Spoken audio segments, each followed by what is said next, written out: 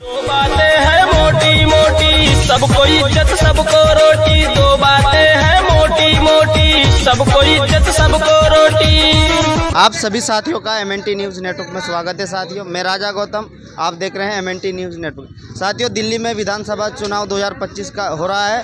5 तारीख को वोटिंग होनी है और 8 तारीख को रिजल्ट आना है। और इस समय हम मौजूद हैं सीमापुरी विधानसभा क्षेत्र में और हमारे साथ है पीपल्स पार्टी ऑफ इंडिया के प्रत्याशी और तमाम पार्टियां चुनाव लड़ रही है, जिसमें पीपल्स पार्टी ऑफ इंडिया ने भी भारी संख्या में अपने उम्मीदवार उतारे हैं। और अजय जिनवाल जी के आज हम क्षेत्र में पहुंचे। सर, सबसे पहले आपका स्वागत है।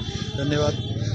सर, सबसे पहले आप ये बताएं कि आपका प्रचार प्रसार कैसा चल रहा है? सीमापुरी विधानसभा में हम लगातार पिछले 3 से 4 दिनों से लगातार प्रचार कर रहे हैं। कल हमने सुंदर नगरी में प्रचार किया, पूरी कॉलोनी के अंदर।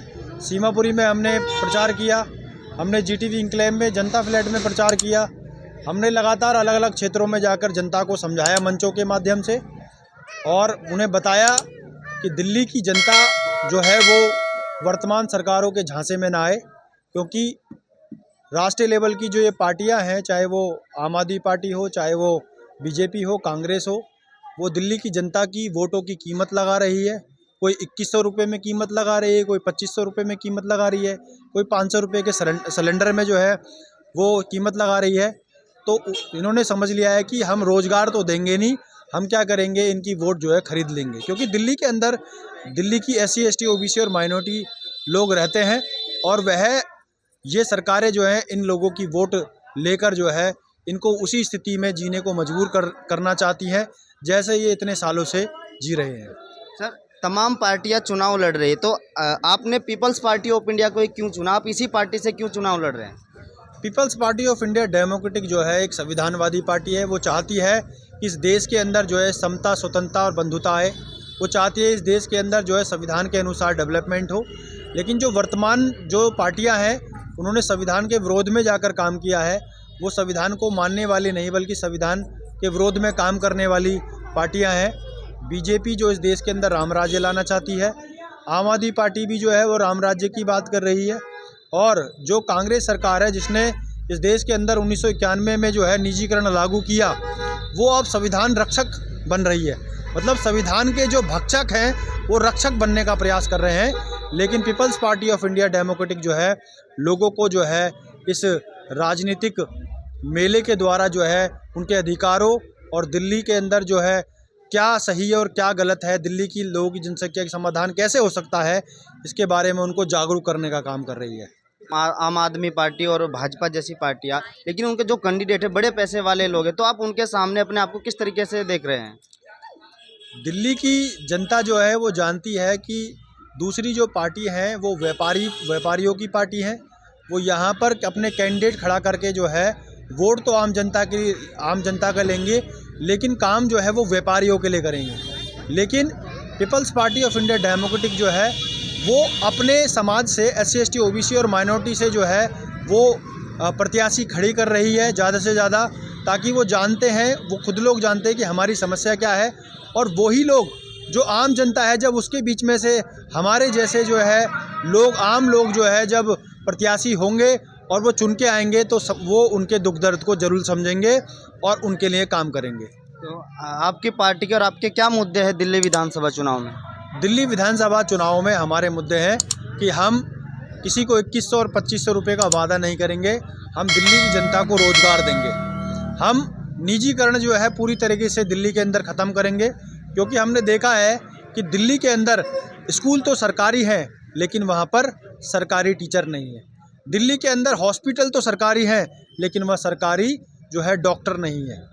दिल्ली के अंदर जो है बैंक तो सरकारी हैं लेकिन उनके अंदर सरकारी कर्मचारी नहीं है। ऐसा क्यों?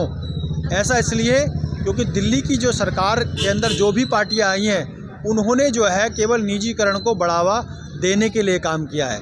तो हमारी पार्टी जो है वो पूंजीवाद के विरोध में है, निजीकरण के विरोध में है।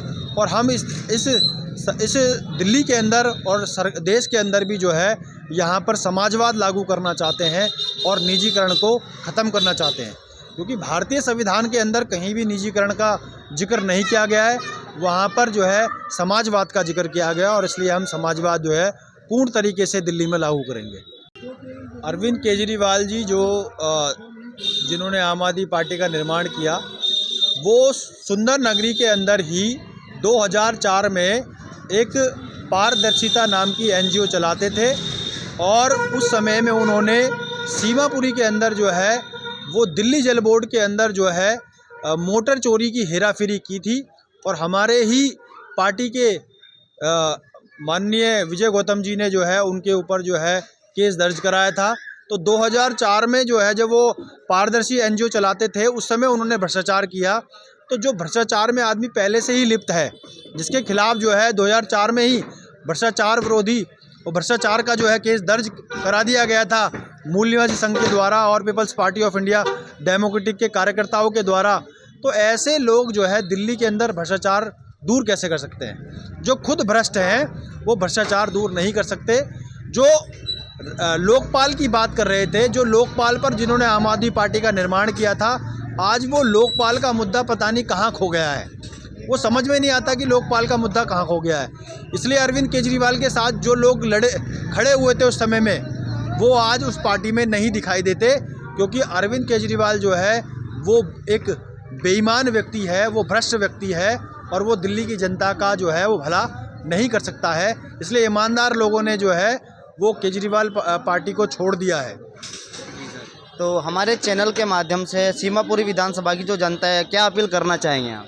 कि झांसेबाजों के चक्कर में ना पड़े और जो है दिल्ली के अंदर जो है एक संविधानवादी समतावादी जो है party people's party of India democratic को चुने, वही आपके जो है हक अधिकार को जो है वो लागू करा सकती है। MNT न्यूज़ नेटवर्क को सब्सक्राइब करें, लाइक और फॉलो करना ना भूलें। साथ ही बेल आइकॉन दबाकर जन जागृति की मुहिम में जुड़े रहें।